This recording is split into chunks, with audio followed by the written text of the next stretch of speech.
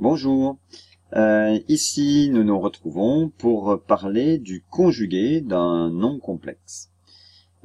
Conjugué, c'est quelque chose que tu as déjà entendu sous la forme expression conjuguée avec les nombres réels, d'accord, ou encore quantité conjuguée. Souviens-toi, lorsque il fallait par exemple mettre 3 sur racine de 2 moins 1 sous forme rationnelle. Eh bien, on te disait la technique de multiplier par la quantité conjuguée ou l'expression conjuguée de racine de 2 moins 1. C'est-à-dire, l'expression conjuguée de racine de 2 moins 1, c'est racine de 2 plus 1. Et on multipliait par racine de 2 plus 1 et racine de 2 plus 1 pour retrouver une identité remarquable. Eh bien ici, si Z est un nombre complexe, donc qui s'écrit A plus IB, hein, d'accord, avec évidemment A et B deux réels quelconques, hein, le conjugué de Z, eh bien on va le noter Z avec une barre au-dessus, un petit trait horizontal, comme ça, on va l'appeler Z bar. Ce conjugué Z bar, c'est égal à A moins IB. Et on lit, voilà, Z bar. Voilà. Donc, la partie réelle ne change pas. Par contre, la partie imaginaire, B, devient moins B. Alors, par exemple, 5 plus 2i a pour conjugué 5 moins 2i. Et je vais pouvoir dire que ceci, c'est Z bar. Z égale I moins 8 a pour conjugué, on note Z bar, d'accord. La partie réelle, c'est moins 8, ça ne change pas. Et la partie imaginaire change. Donc ça va être,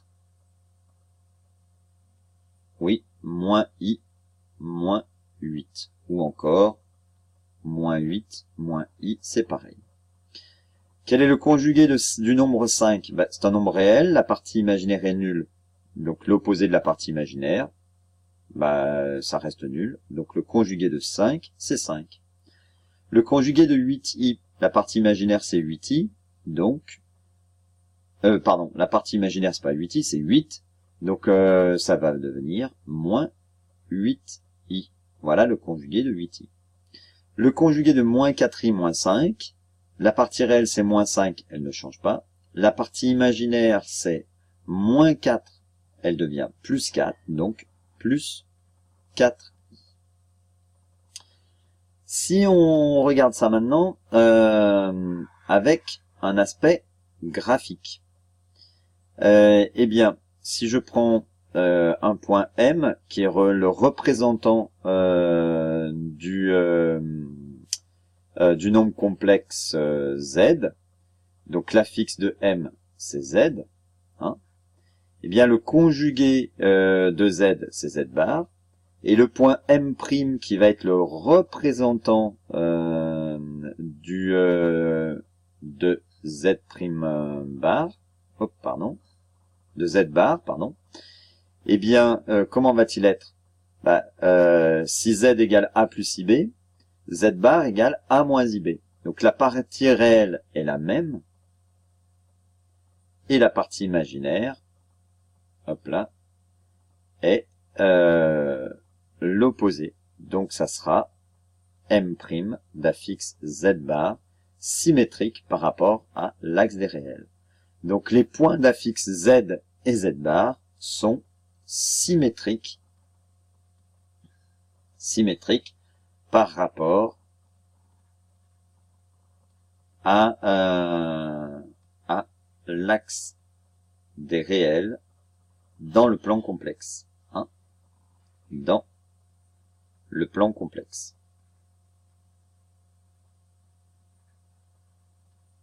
Voilà. Continuons un petit peu maintenant. Alors, avec quelques Première propriété. Z plus Z bar. Qu'est-ce que ça va donner? Alors, Z, c'est A plus IB. Z bar, c'est A moins IB. Si on ajoute les deux, bah, les parties imaginaires s'annulent. Il nous reste 2A, c'est-à-dire 2 parties réelles de Z.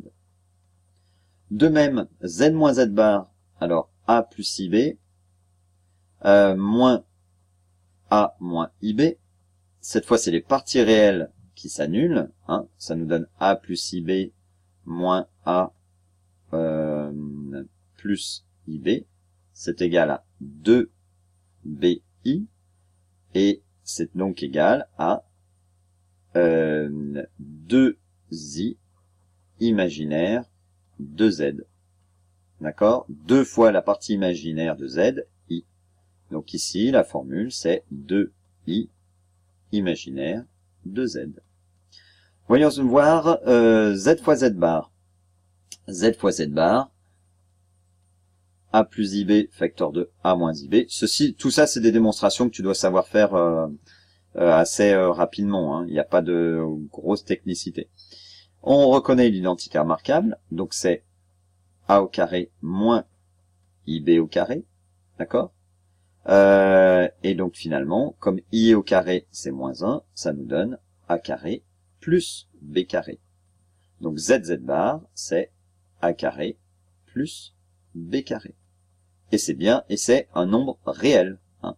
Ici, Z moins Z bar, c'est un nombre imaginaire. Z plus Z bar, c'est un nombre réel. Et celui-là, le conjugué du conjugué. Z bar. Bon, il a rien de barbare. Hein. Z bar, ça nous donne le conjugué de A plus IB. C'est A moins IB. Et on veut le conjugué de ça. Ben, le conjugué de A moins IB, c'est A plus IB. Donc, c'est la même chose que le nombre complexe Z. Voilà. Z bar, eh bien, c'est Z. Continuons avec un théorème. Voilà. Soit Z un nombre complexe.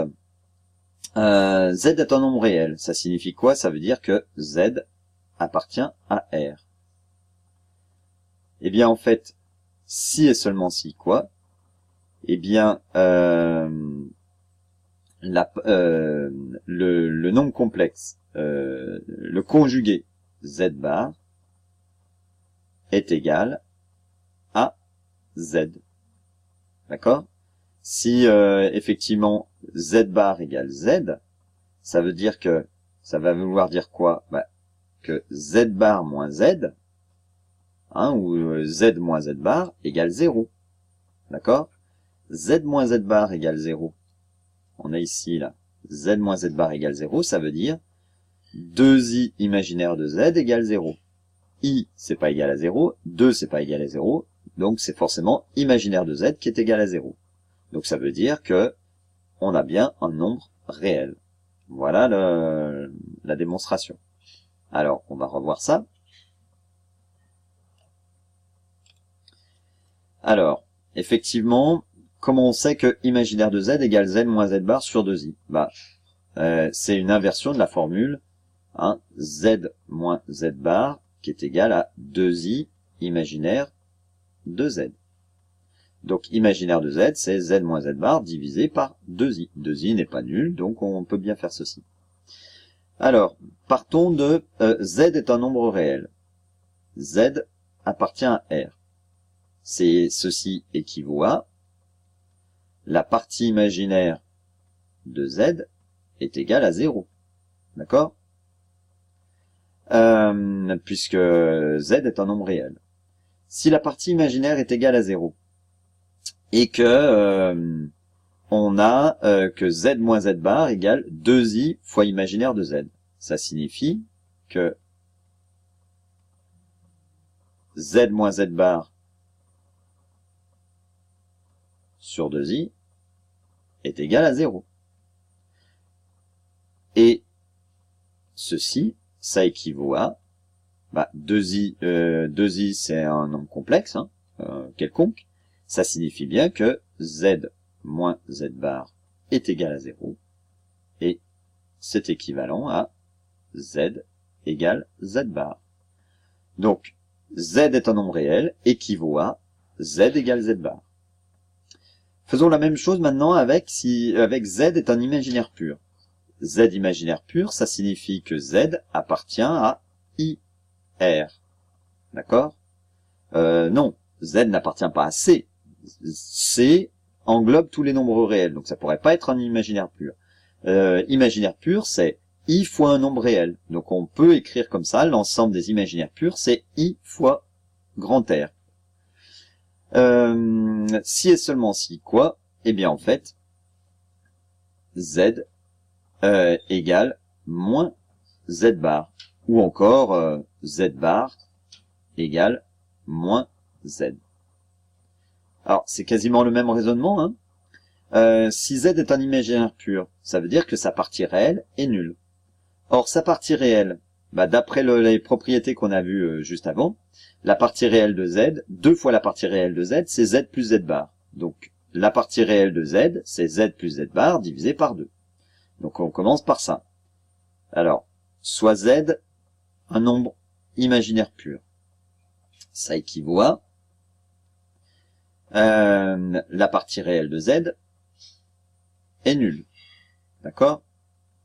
Ceci équivaut à, d'après ce qu'on vient de voir, z plus z bar sur 2 est égal à 0.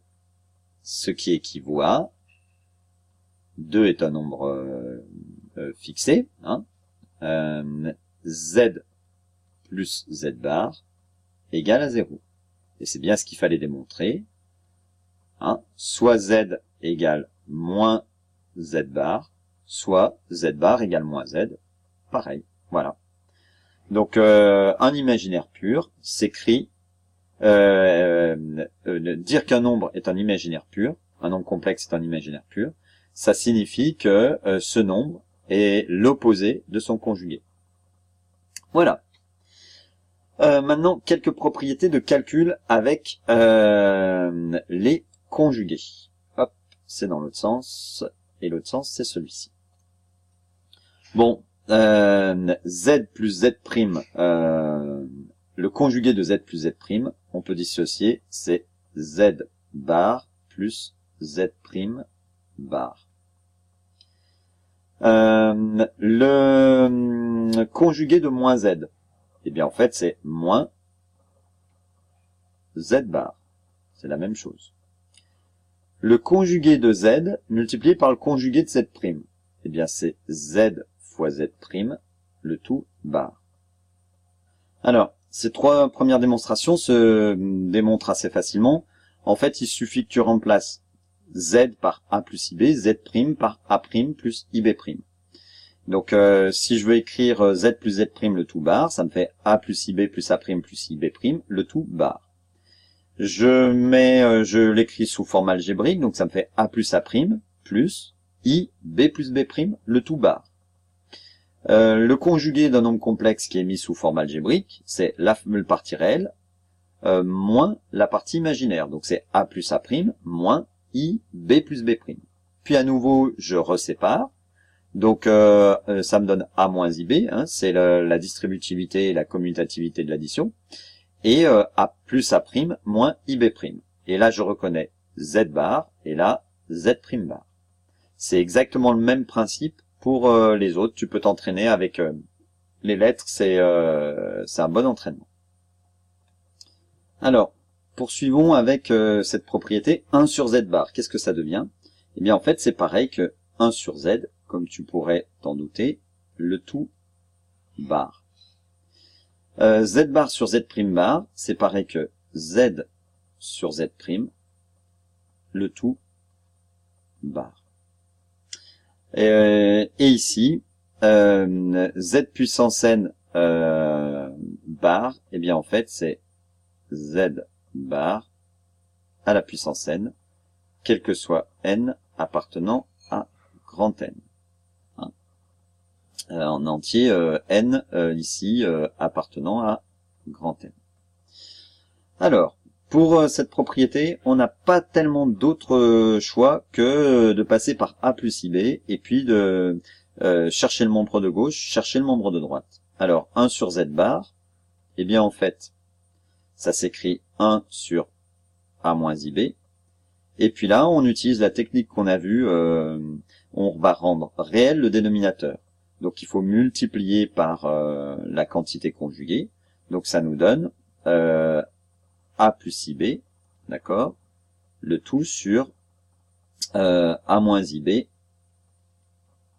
facteur de A plus IB. A moins IB facteur de A plus IB, on sait que c'est A2 plus B2. Et au numérateur, on a A plus IB. Donc ceci, c'est égal à Z divisé par A carré plus B carré. Alors effectivement, on aurait pu aussi multiplier, ou bien on aurait pu faire ceci. 1 sur Z bar multiplié par Z, le numérateur et dénominateur. Ça nous faisait Z sur Z bar fois Z. Et puis on a vu dans les propriétés que Z bar fois Z, c'est A carré plus B carré. Donc, c'est égal à Z sur A carré plus B carré. Ça allait un petit peu plus vite. Maintenant, il faut que je calcule 1 sur Z, le tout bar. 1 sur Z, tout ça, bar. Alors, eh bien, on remplace là par A plus IB, donc ça me fait 1 sur A plus IB, le tout bar. Pour pouvoir trouver le conjugué de tout ça, il faut que je le mette sous forme algébrique. Alors la forme algébrique, il faut que je rende le dénominateur réel. Donc je multiplie par le conjugué de A plus IB au numérateur et dénominateur. Donc ça me donne A moins IB divisé par A plus IB facteur de A moins IB. Et tout ça, bar. Ceci, eh bien ça me donne A moins IB sur A carré plus B carré. D'accord? A plus IB facteur de A moins IB, c'est pas la première fois qu'on le voit. C'est A2 plus B2. Et je veux le conjuguer de tout ça. A2 plus B2, c'est un nombre réel. D'accord? Donc, je peux maintenant mettre ça sous forme algébrique. Ça me donne A sur A2 plus B2 moins IB sur A2 plus B2. D'accord? Le conjugué de tout ça, eh ben c'est la même chose avec un plus. Donc c'est égal à A sur A2 plus B2 plus IB sur A2 plus B2. Qu'est-ce qu'on obtient? Eh ben on a bien au même dénominateur. Cette expression est bien la même que celle-ci. Donc c'est bien égal à 1 sur Z bar. Et maintenant, on pourra utiliser cette propriété. Alors attention ici, toi tu aurais peut-être voulu tout de suite me dire ah bah je prends le conjugué de A moins IB et le conjugué de A2 plus B2. Le conjugué de A2, eh ben d'accord, mais sauf que on n'a pas encore démontré cette propriété, qui est Z sur Z prime le tout bar, c'est Z bar sur Z prime bar. Alors peut-être effectivement ça aurait été plus judicieux de commencer par démontrer cette propriété et puis après de dire bah cette propriété est un cas particulier de celle-ci. Effectivement, voilà. Étant donné que je les ai placés dans cet ordre-là, je les démontre dans cet ordre-là. Mais c'est vrai que si on démontre d'abord celle-là, eh bien celle-ci est un cas particulier de la première, c'est-à-dire avec z égale 1 et puis avec ici z égale 1 et puis z prime c'est z en fait. Voilà. Alors rassure-toi, on va quand même pas tout refaire pour la propriété. Où est mon stylet? Voilà. Pour cette propriété ici là, on va quand même arriver à se servir de celle qu'on vient démontrer. Alors z bar sur z prime bar. Ceci, ça s'écrit z bar multiplié par 1 sur z prime bar. C'est les propriétés habituelles sur la multiplication et la division. Ici, je reconnais quoi? Alors, z bar, je le garde bien. 1 sur z prime bar, eh bien, je viens de démontrer que 1 sur z prime bar, c'est pareil que 1 sur z, le tout bar. Ben, je remplace. Donc, c'est fois 1 sur z prime. Pardon. Ah, zut. Alors. Voilà, je viens de rectifier. Donc, je disais, d'après la propriété précédente, 1 sur z prime bar, c'est égal à 1 sur z prime, le tout bar. Puis, on a vu dans la propriété ici, dans le théorème, celui-ci là, que un nombre complexe, le conjugué d'un nombre complexe multiplié par le conjugué d'un nombre complexe, d'un autre nombre complexe, c'est le conjugué du produit. Hein. Le produit des conjugués est le conjugué du produit. Eh bien, ici, j'applique ceci. Donc, le produit des conjugués, c'est le conjugué z fois 1 sur z prime du produit. Et z fois 1 sur z prime, eh bien, en fait, c'est z sur z prime. D'accord? Donc, c'est bien ce qu'il fallait démontrer. Voilà. Alors, pour démontrer la dernière la dernière égalité, le conjugué de z de puissance n, c'est la puissance n du conjugué. Ceci, pour tout n appartenant à grand N, on va faire une petite récurrence. Si tu n'as pas vu la récurrence, ben garde-le pour lorsque tu auras vu la récurrence. Première chose, initialisation. D'accord? Alors, comme c'est pour n appartenant à n, alors si tu as vu la récurrence, je t'engage à poser, mettre sur pause, hein, poser, mettre sur pause, la faire et puis vérifier. C'est un excellent exercice d'entraînement. Allez hop, vas-y, tu mets sur pause, tu essayes. Tu dois au moins mettre tout le cadre de la démonstration par récurrence. Bien, si tu as mis sur pause et que c'est pour vérifier, on y va. Alors, pour n égale à 0, puisque cette égalité, il faut qu'on la démontre pour tout n appartenant à grand N. Pour n égale 0, le conjugué de z puissance 0, z puissance 0, c'est 1, le conjugué de 1, c'est lui-même. Par ailleurs, la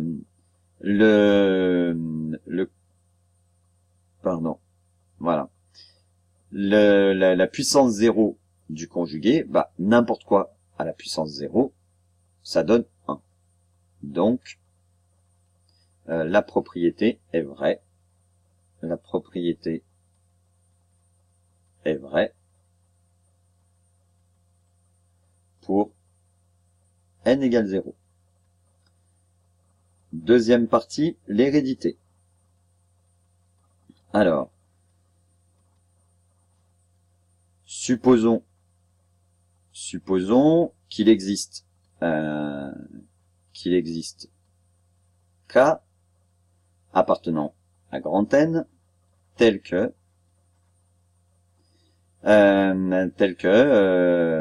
le conjugué de z puissance k est égal à la puissance k du conjugué. Montrons que cela reste vrai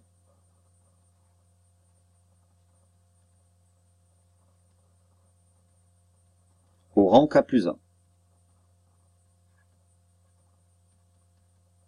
C'est-à-dire, alors j'écris quand même ce que j'ai à démontrer, le conjugué de z puissance k plus 1 est égal au conjugué de z, le tout, puissance k. Ok.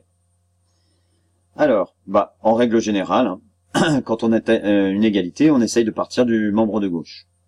Tu as peut-être essayé différentes choses, mais finalement, le membre de gauche, ça va bien. Alors, le conjugué de z puissance k plus 1. Z puissance k plus 1, c'est zk fois z. D'accord? Maintenant, bah, tu vois où on veut en venir. On a démontré que le conjugué d'un produit, c'est le produit des conjugués. Donc le conjugué de z puissance k fois z, c'est le conjugué de z puissance k fois le conjugué de z. D'accord? Là, on va utiliser notre hypothèse de récurrence. Hein, ici. À la place du conjugué de z puissance k, on peut dire que c'est le conjugué de z à la puissance k. C'est notre hypothèse de récurrence qui est ici, multiplié par le conjugué de z. D'accord? Et puis maintenant, on applique la règle sur les puissances. C'est bien égal à conjugué de z puissance k plus 1. Ah oui, désolé, j'ai oublié un petit k plus 1 ici. Ah ouais, t'as dû te dire, oh là là, il est pas bien là, hein, le garçon. Bon, heureusement, je m'en suis aperçu avant. Voilà, eh bien, c'est bien ce qu'il fallait qu'on démontre. Donc, on a terminé. Donc, la propriété est vraie.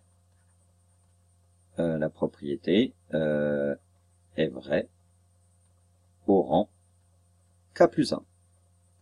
On n'oublie pas de conclure. Conclusion. D'après l'initialisation, alors je vais mettre juste petit i, hein, c'est l'intérêt, l'hérédité, 2i, et par récurrence